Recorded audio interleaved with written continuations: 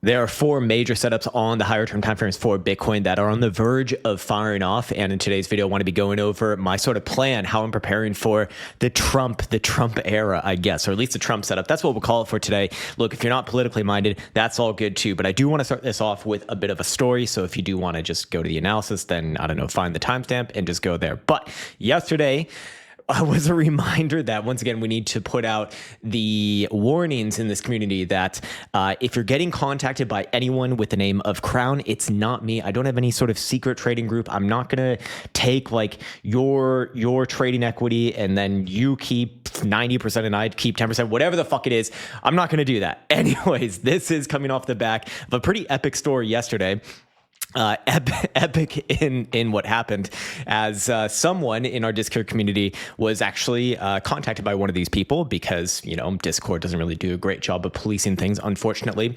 And they were convinced. They were convinced that they were talking to me, and, you know, who knows what sort of mental state that they were in, but they went along with it, and they actually sent the scammer $75,000, 75,000 US dollars in Tether, I'm guessing, as well as I think their identity information. Pretty fucking crazy. Now, this person, upon realizing what had gone on, came back and came up with a genius idea. He went back to the scammer and said, "Hey, I just wanted to make sure that we establish credibility here by me sending $75,000. If you send it back, I'm going to send you 500,000."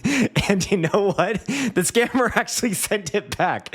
So if you do get had, maybe there's a way to remedy the situation. All right. So before we get to the actual analysis of the day, I want to have a similar message as yesterday to kind of begin this one.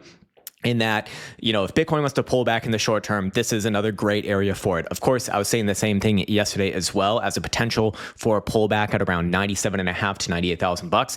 Obviously, Bitcoin did not do that, but I still really would be saying the same thing over here, because on this next pullback, I do expect Bitcoin to put in a higher low, and that very likely is going to be, well, I think a tremendous opportunity, as we'll kind of be going over a little bit later. But, you know, over here on the 6-hour time frame, you know, we do see Bitcoin actually already kind of confirming a bit of a local high right here. So, you know, how far can things pull back and still remain overall bullish? Well, you know, let's throw on one of our Fibonacci retracements right here and see where some of the major fibs come in around.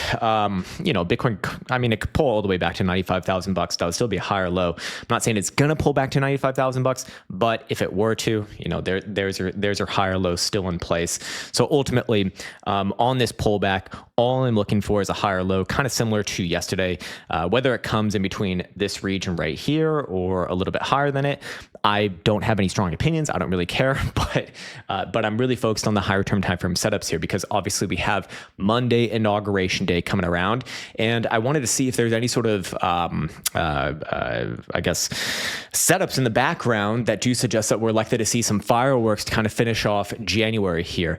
If you remember, for this month, we've kind of been preparing on this channel for mostly a sideways month, mostly sideways, meaning between about 100,000 to the upside versus 90,000 to the downside. And then the last week or so of January, very likely a big move. And in this case, I see several setups actually. So I want to bring back this one over here. These are going to be super fucking simplistic setups. Of course, you can use these. You can also iterate off of them because they can be massively improved, I suspect. But here's a very, very simple one with the 2-day time frame RSI.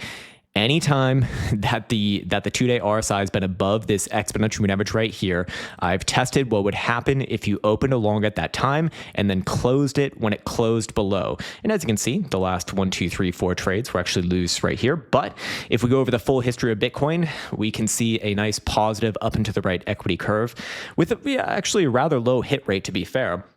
Does have a higher probability to fail than to succeed, but to put numbers on that would be 35.5%, and the profit factor at about 5.5. I mean, which is fucking insane.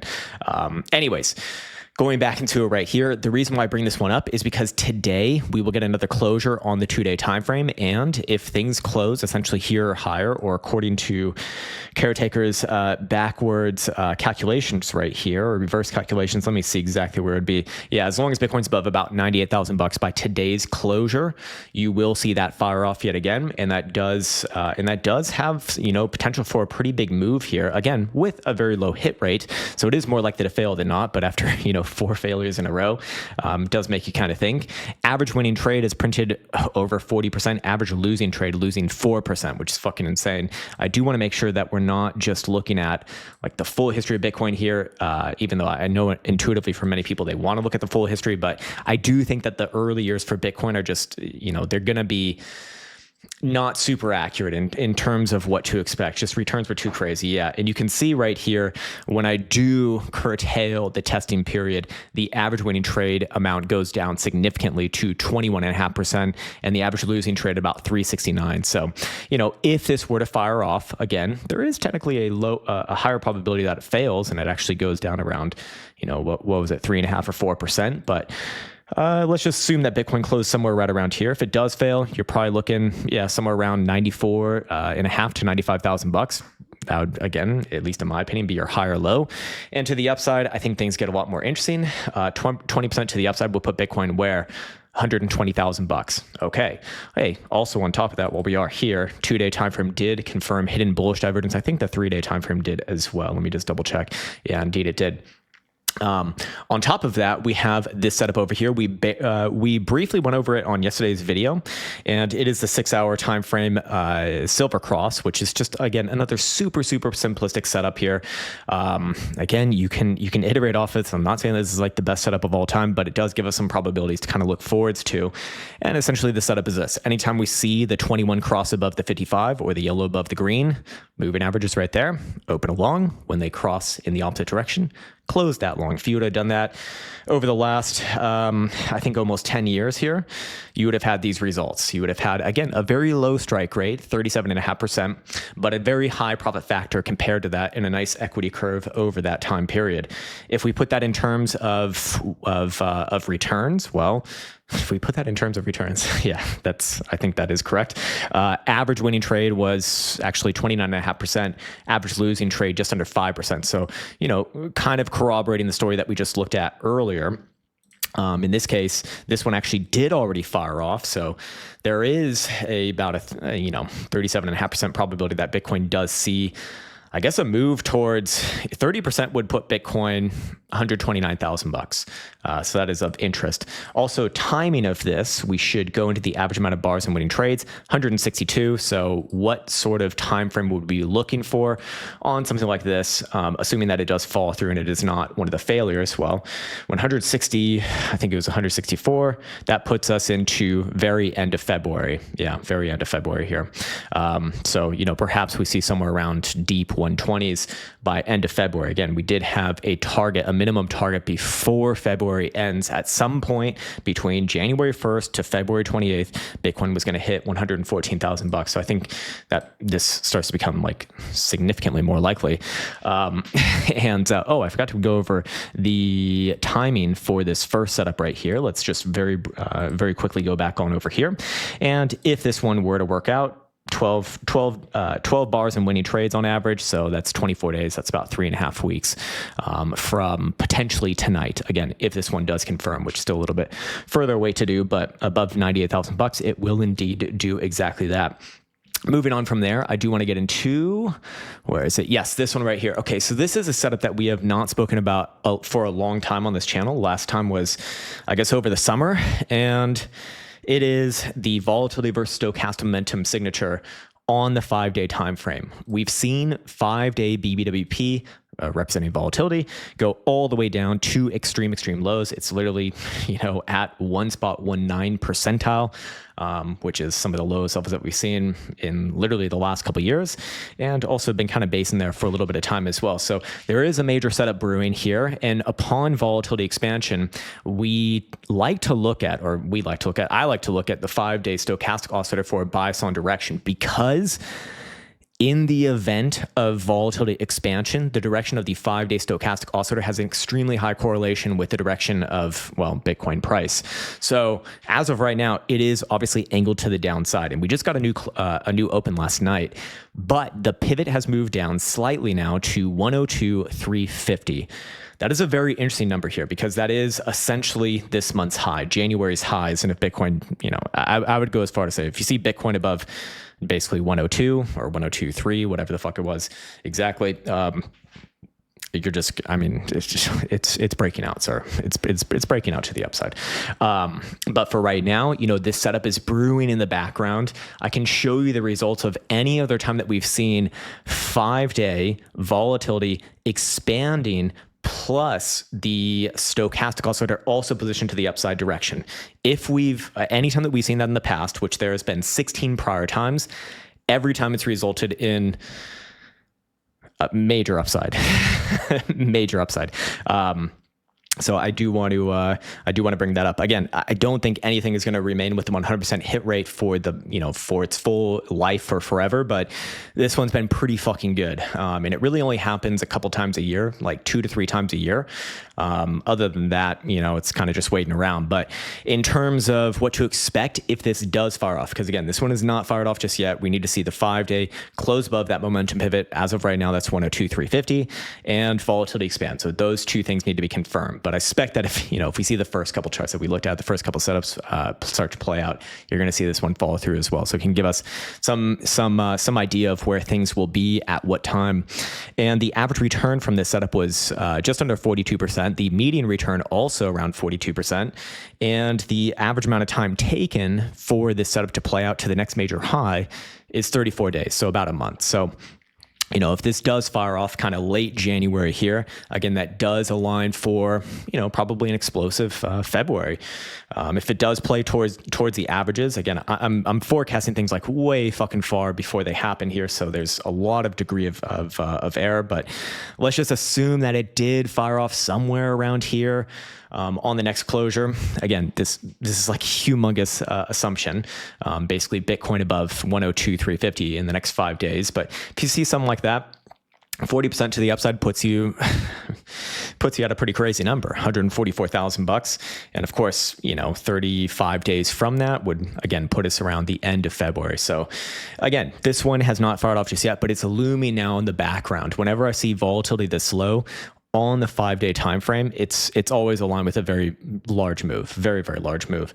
In the event, and hey, here's the other thing. While I don't think that this is likely to happen, if we saw volatility expand while the 5-day stochastic oscillator was still positioned to the downside, that is a bearish setup, and probably looking at somewhere between like a 20 to 30% dump-ola party if that were to happen. Again, I think that that's less likely to happen, but as always, until this one fires off, can go both ways. But we got probabilities on both sides. We got time on both sides. That is the value of something like this, or at least in my opinion. Anyways, on top of that, we also have something that we spoke about on yesterday's video, something fun here, something that many people love to hate, and I used to hate it as well, but it is fun just because of how polarizing it is, and that is the moon setup. Anytime that we've seen a full moon, or sorry, if you would have opened a long anytime that there was a full moon and then closed that long anytime that you got the new moon, I think it is, then you would have had actually a better than 50% strike rate, 58%. So not bad right there. Probably due to the fact that this is generally an upside asset. But again, the profit factor at 285.8, is going to yield a positive equity curve over time. And again, this is not this isn't like to tell the future or nothing like that, but it gives us probabilities here. So when we look at the average winning trade, it returns about 14.25%. When we look at the average losing trade, losing an average of 7%. And we also have time on that as well. The average amount of just any trade is 15 days because that's the lunar cycle, I guess.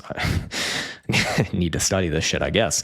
Anyways, this one obviously did fire off pretty much around the low, actually. This was on Monday of this past week.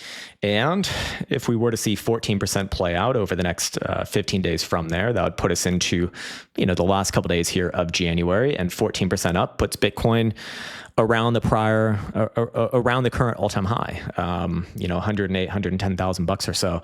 So obviously, if this follows through, that can bleed into then the what's it called, the setup that we're looking at right over here for the 5-day, and then obviously the RSI setup that we went over at the beginning of this video would simultaneously fire off before that, or simultaneously before, it would be before that, and then you'd have the 6 hour also kind of going in your same direction. Remember, all of these have very low probability except for the 5-day, and I mean, to kind of a lesser extent, I guess the moon, it is better than 50% to be fair. But really, until that 5-day once fires off, anything can happen, right? And on this current move to the, on this current pullback that we are looking at, like I said, things could come all the way down theoretically to 95,000 bucks. That's not concerning to me. That would still be another higher low. And when we go to our higher term timeframes, we can see, we can see, if I go back to this, yes, we can see 5-day moving averages coming in around, or the 5 exponentials coming in around 98. We got the 3-day also coming in around 98. We got the 2-day time frame working its way up to 98 actually, and I think the 10-day is maybe around there. No, that's a little bit lower, at around 96. But as long as Bitcoin's above that, I mean, maybe that's even just the extent of a pullback. But I mean, the problem is on the short-term time frames, like the ranges are so big. That's a 13% move to the upside without any real pullback. So, it could very easily come down somewhere between like 95 to 96. Just, I'd be looking at that as an opportunity. That would be a higher low, even if you get a wick, even below like 94 and close above there. I mean, that to me would be a tremendous signal. And this probably aligns with maybe happening next week. So you can see how all of these setups kind of bleed into each other and how they're all related to each other. But technically not actionable as of right now, but it does kind of show us the potential for, I guess, mostly in February, honestly, mostly in February. I still wouldn't, put it past Bitcoin to do something like this, boom, boom, boom, whatever it ends up being. That I'm not super concerned with. On top of that, we should go over here to the 5-day HPDR. We see that the median is essentially 102,000. So again, corroborating the story that we saw several other times on the 5-day time frame with the importance of 102, and it's also just your last major rejection right there. So, back above there on a closing basis, that's, have to be looking for a move to the top side of the 38.2 level, and that's at current 115,000 and change. And then of course, we do have what I'll end on here, which is the bi-monthly chart. Not on this one, but on this one. Still, that median is gonna be a major target sometime between today, or January 1st, and February 28th. And that again is about 113, 114,000 bucks. So I am a lot more inclined to think that things do resolve to the upside from here. Also just based off of, what we saw on Monday. I mean, we saw our minimum corrective target met at just below 90,000 bucks. And then Bitcoin closed today, more importantly, above 95. I mean, it closed even well above there, but 95 was our line in the sand to say, hey, the low's in and direction is very likely up. So we'll see what happens from here, I suppose. And probably a lot of that price action coming next week upon the consummation of these coming events. Anyways, be mindful of the short-term pullback, but be aware of the higher term timeframes and kind of how things are coalescing as of right now. I think that's a good place for me to be leaving off on this particular video.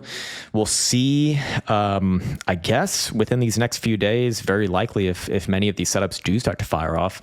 As of right now, we just have the lower probability setups firing off, so technically those are more likely to fail. But it really matters what happens on those higher term timeframe ones for judging kind of major direction here. Anyways, that's going to be it for me today. As always, I want to wish you the best of best. A bit of a longer video, but just a lot of fucking things to get into this one. Tomorrow we'll do a live stream because things are interesting and moving. And I should also let you know we have a Blofin link in the top of the description here as well. Again, it's only for people who are like actually experienced traders. If you're new to trading, don't trade on leverage. You're going to lose money. I'm sorry.